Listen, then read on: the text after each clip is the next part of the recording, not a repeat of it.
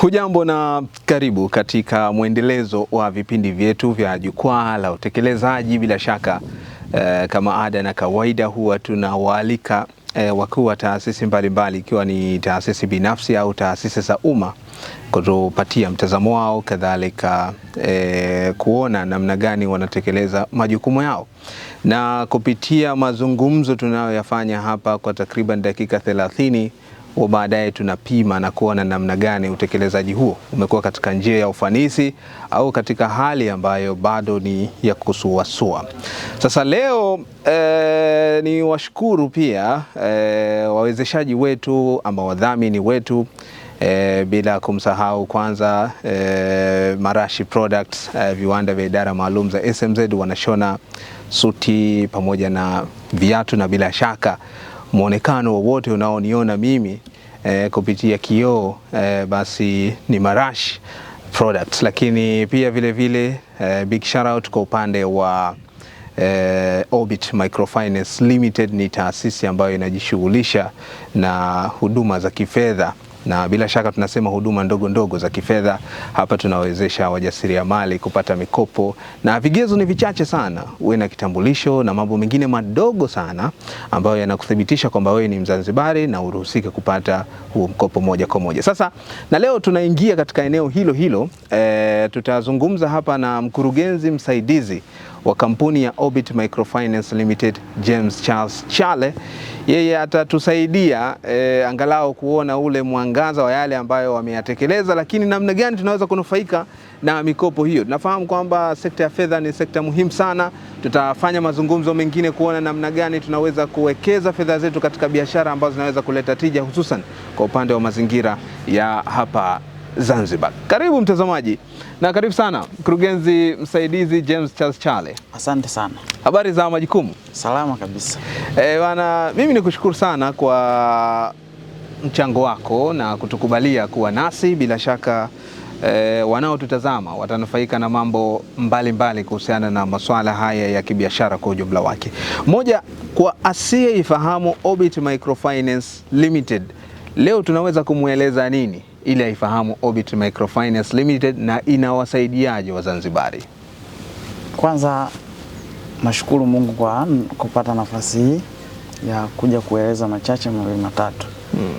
Lakini kwanza tukizungumzia Orbit Microfinance, ni taasisi inajishughulisha na utoaji wa huduma ndogo za kifedha, kwa maana ya kutoa mikopo na shughuli mbalimbali zote, lakini zinahusu utoaji wa huduma ndogo za kifedha kwa maana ya mikopo, ili kuwezesha wananchi kuweza kufikia uchumi wa bluu au kufikia ndoto zao ambazo wanakuwa wanajiwekea.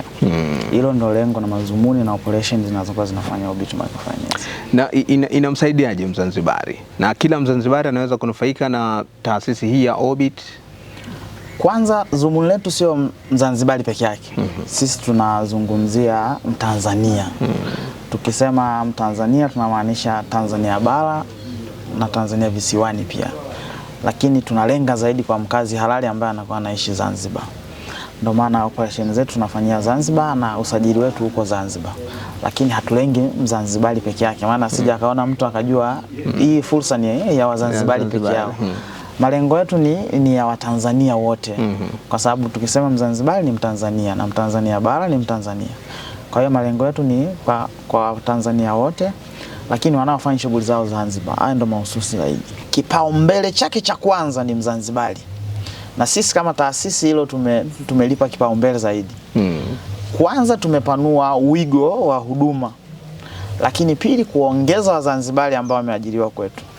Tunayo mifano na tunafanya kazi na Wazanzibari. Ukipita kwenye moja ya ofisi zetu, tunao wahasibu wetu ni Wazanzibari.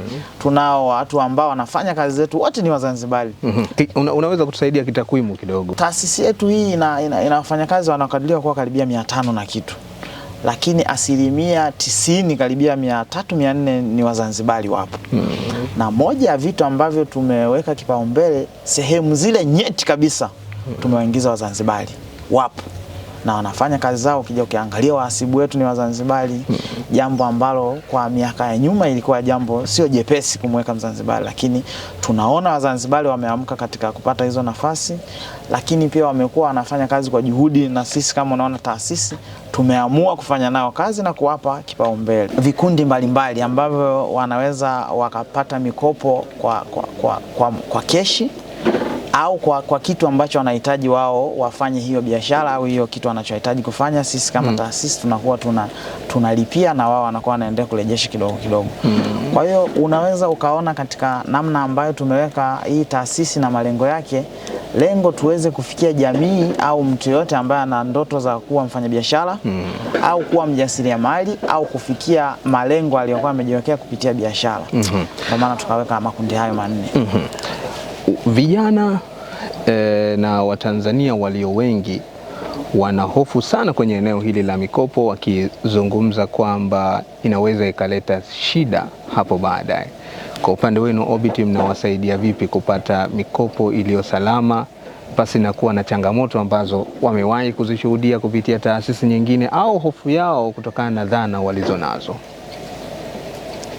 Niwatoe hofu wa Tanzania wenzangu, kwa sababu kwanza mimi ni Mtanzania na taasisi ni ya Kitanzania, na Orbit Microfinance haikusanyi fedha ya mwananchi, na hatuna changamoto yote labda tukakutana na changamoto kwamba tumekusanya fedha mwananchi anahitaji fedha zake. Sisi kama taasisi tunatumia mfumo wa kuwawezesha hawa watu, na kwenye kutokuwa na hofu inategemea na taasisi zingine. Nitaizungumzia zaidi Orbit Microfinance kwa sababu sisi ndo tunakuwa tunatoa ile mikopo. Haturuhusu au taasisi yetu haipokei fedha kutoka kwa mwananchi na hatukusanyi michango kutoka kwa wananchi. Sisi kama taasisi tupo tuna finance ile mikopo na tunakuwa tunatoa ile mikopo kwa wao waweze kufaidika na taasisi yetu, na hatujawahi kukusanya fedha sisi, bali tunakuwa tunatoa ile mikopo. Kwa hiyo watoe hofu kuhusu hilo. Nani anaweza kunufaika na mikopo mnayoitoa Orbit? Kwanza cha kwanza awe Mtanzania. Lakini cha pili awe mkazi halali wa Zanzibar, ili aweze kuwa mnufaika au kwa maana ya kupatiwa hizo huduma zinazokuwa zinatolewa na taasisi yetu. Kwa nini tumeweka hivi? Tumeweka hivi kwa sababu sisi lengo letu kubwa ni kuweza kusaidia wananchi wa Tanzania, sio wageni au ambao wamekuja kutalii, anakuja anaondoka anakuwa mnufaika wa hii taasisi. Ndio maana tukaona tuweke vigezo rahisi, nafuu na salama zaidi na uwazi, na mikopo hii inatolewa kwa uwazi, rahisi, nafuu na haraka zaidi, ili wale wananchi ambao wanakuwa wanahitaji kufanya biashara au kuendeleza zile biashara zao waweze kunufaika kwa wakati na muda sahihi ambao yeye amepanga. Kwa hiyo ni mtoe hofu mwananchi au Mtanzania au Mzanzibari ambaye yuko hapa Zanzibar, anaweza kanufaika na taasisi kwa kufuata vigezo na masharti ambao vimewekwa. Moja, umetaja kuhusu vitambulisho. Ina maana huyo awe na kitambulisho cha Mtanzania na cha Mzanzibari mkazi, au ukiwa na maana gani ili anufaika na mikopo hiyo? Kwanza anatakiwa awe na barua ya sheha kutoka kwa shehia anayekuwa anatokea. Na barua hiyo itatufanya sisi kama taasisi kujua kweli huyu ni mkazi halali wa Zanzibar au anaishi hapa Zanzibar. Anaweza asiwe Mzanzibari lakini akawa Mtanzania kwa maana anaishi hapa Zanzibar. Kwa hiyo kitu cha kwanza kabisa anatakiwa kwanza awe na barua ya sheha au shehia anayekuwa anatokea. Lakini kitu cha pili anatakiwa awe ni mtu yote ambaye anajishughulisha na shughuli yoyote, kwa sababu malengo ya taasisi hii ni kuweza kuendeleza au kuanzisha biashara. Hatulengi kutoa tu hii mikopo au hizi fursa ambazo tunakuwa tunatoa kwa mtu ambaye hana malengo hayo ya kibiashara, anaweza kunufaika lakini kwenye urejeshaji akawa anapata shida zaidi. Unaweza kuambia kuna fursa gani kwa upande wa hapa Zanzibar wakizitumia vizuri inawezekana ikawa ni sababu ya vijana wengi kujikwamua kiuchumi? Vijana ambao wanapatikana Zanzibar, tuna uwezo wa kufanya usafirishaji kwenye utalii, sehemu za malazi kwa ajili ya kulaza wageni, kwa maana ya sehemu za kupata chakula hasa wageni wanapokuwa wanakuja na watu mbalimbali. Sisi wote tutakuwa mashahidi kwamba Zanzibar ni sehemu ambayo inakuwa inapokea watalii wengi kutoka sehemu tofauti au duniani wanakuja kutalii kuona mandhari mazuri yaliyoko Tanzania, especially ambayo hapa Zanzibar. Kwa hiyo unaweza ukawa una gari yako ya usafiri. Sisi kama Orbit Microfinance tunaweza tukakupatia wewe kijana ambaye umeamua kupata hiyo fursa. Unaweza ukasafirisha wageni kutoka sehemu moja kwenda sehemu nyingine ambao wanakuja kutalii. Lakini pia unaweza ukafungua sehemu ya biashara kwa maana ya kuuza vyakula mbalimbali jioni, asubuhi, mchana kwa watu wote ambao wanakuwa wanapatikana. Lakini pia unaweza ukafungua sehemu ya malazi kwa ajili ya wageni wanaokuja waweze kupata fursa kwa ajili ya malazi. Tunaona wageni wakiwa wako wengi lazima watalala, lakini pia watasafiri, lakini pia watahitaji sehemu ya kula. Kwa hiyo katika fursa hizo ambazo zikiwekezwa kwa udhubuti na makini zaidi, vijana wanaweza kaondokana na dhana ya kwamba labda wanaisubiri serikali iweze kuwekeza katika maeneo hayo, lakini sisi kama vijana tunayo nafasi hiyo ya kufanya hizi biashara au kufanya hizi fursa ambazo zinakuwa zinapatikana. Lakini pia inapokuwa inatokea changamoto, sisi tunajua namna ya kupata wewe kupitia mdhamini wako. Na ndio maana masharti au vigezo vyetu kaweka rahisi zaidi. Kwanza anatakiwa awe mkazi halali wa Zanzibar, lakini pia atatakiwa na mdhamini. Mdhamini ni nani? Ni mtu yeyote rafiki, mke au mume anaweza akawa mdhamini kwenye hicho kitu ambacho unahitaji kufanya kwenye taasisi yetu. Kwa hiyo unaweza kaona mazingira ni rahisi, nafuu, salama na wazi. Pale unapokuwa unatimiza tu vile vigezo ambavyo vimewekwa na elimu ambayo unakuwa unatolewa. Kwa sababu sisi tunaamini kukupa tu ule mkopo haitoshi. Lazima tukupe elimu. Elimu tunaitoaje? Kwa kuangalia biashara yako. Tunaweza tukakushauri bwana, kulingana na biashara yako tunavyokuwa tunaiona, usichukue mkopo huu, chukua mkopo huu wa juu zaidi. Au biashara yako hii ilivyo, usichukue mkopo huu mdogo, chukua mkubwa. Au huu mkopo unaohitaji kuchukua ni mkubwa, ukachukua mkopo mdogo ambao unarejesheka, ikawa rahisi na nafuu zaidi kwako ili ile biashara iweze kwenda mbali zaidi. Na hicho kiwango cha mkopo inakuwaje? Kuanzia kiwango gani mpaka kiwango gani? Mikopo tumeanza kutoa mikopo ya chini kabisa. Taasisi yetu imeanza na mkopo wa Laki1. Kwa maana mtu yoyote ambaye anahitaji mkopo tunaanzia Laki1. Tunaanzia Laki1 mpaka milioni 100 inafika, na kulingana na biashara ya mtu alionayo. Malengo ni kila mtu ambaye anahitaji kupata hii fursa aweze kuipata na aweze kufikiwa. Ndio maana tukaanzia chini na tukarahisisha. Unajua hii mikopo inapokuwa inatolewa, serikali imeweka viwango vya namna ya utoaji wa hii mikopo. Serikali ikaweka 3.5% ya namna ya urejeshaji au namna ya uchukuaji wa hizo taasisi kwenye hizo taasisi hiyo mikopo. Tunaposema 3.5 nini? Tunamaanisha zile chaji.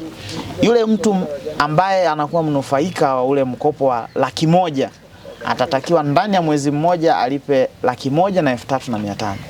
Maana yake ni nini? Maana ya kwanza, serikali iliweka chaji ndogo kwa maana ya 3.5 ili wale wanufaika wasiwe na mzigo mkubwa kwenye urejeshaji wa hii mikopo.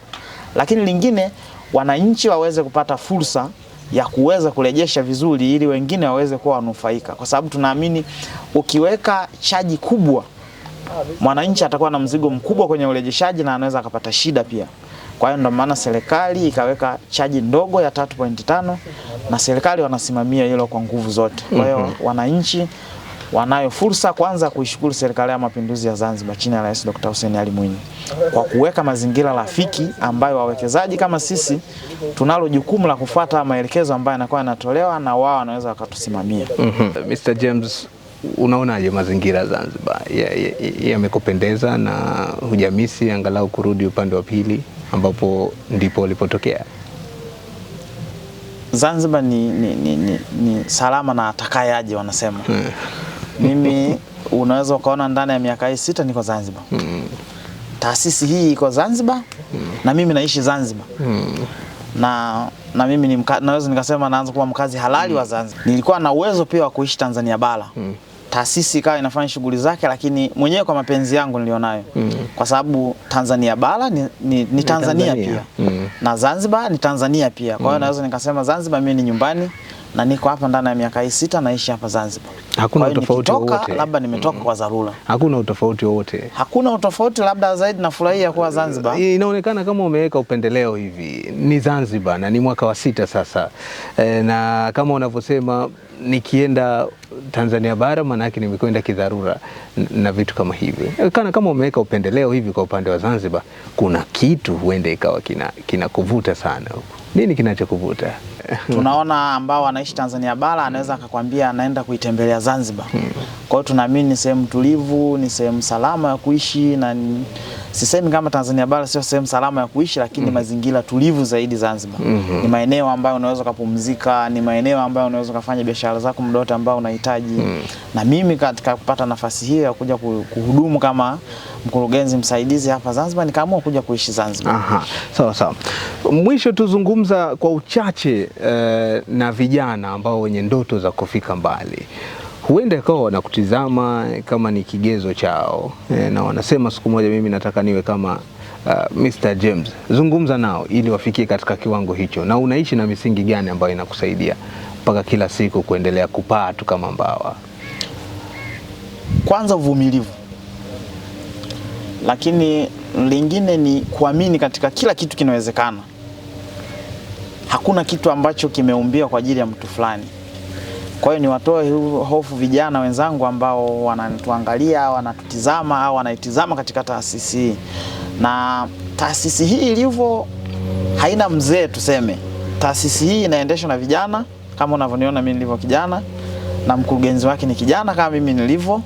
Kwa hiyo ni taasisi ambayo kwanza imejikita zaidi na vijana, na lengo zaidi ni kuinua maendeleo ya vijana. Kwa hiyo taasisi hii ipo kwa ajili ya vijana, kuwezesha vijana. Hatujawasahau wazee, wapo, lakini malengo mahususi ni kwa ajili ya vijana. Ndio maana ukaona hadi wakurugenzi wao wanaofanya kazi wote asilimia kubwa ni vijana. Tumewaweka wazee wanabaki kuwa washauri wetu katika bodi mbalimbali, lakini sisi kama wenyewe tumeamua kuendesha na vijana, na tunaona katika maeneo mbalimbali vijana wanapewa fursa zaidi. Kwanza damu changa, lakini pia wanatakiwa wawe na uvumilivu katika hizo sehemu ambazo wanakuwa wanapewa. Mimi nikushukuru sana Mr. James kwa mazungumzo haya ya muda mfupi. Bila shaka tumejifunza mengi kuhusiana na eneo hilo la biashara na mikopo kwa ujumla. Kwa hiyo tutapata nafasi nyingine, tutakualika tuendelee kuzungumza zaidi. Nikushukuru. Mimi nawashukuru sana, karibuni sana Orbit Microfinance. Asante sana. Asante sana. Na mtazamaji, ndivyo hivyo tunakamilisha programu yetu hii. Kumbuka tumeangaza kwenye eneo la biashara kidogo hapa, na tumezungumzia zaidi pia kwenye eneo la uwezeshaji, ambapo taasisi ya Orbit Microfinance Limited imejitolea, na sasa ni mwaka wa 6 katika kuendesha zoezi hili la uwezeshaji wa Tanzania, lakini Wazanzibari wawe wanufaika katika kujiendeleza na shughuli zao za kibiashara kwa kuwapatia mikopo ambayo kuna utaratibu wa marejesho yake, kwa maana kiwango cha mkopo ulichokichukua unarudisha na 3.5. Bila shaka hayo tumejifunza. Kwa niaba ya wote tunakushukuru. Mimi ni Ali Kinasa, hadi wakati mwingine na asante.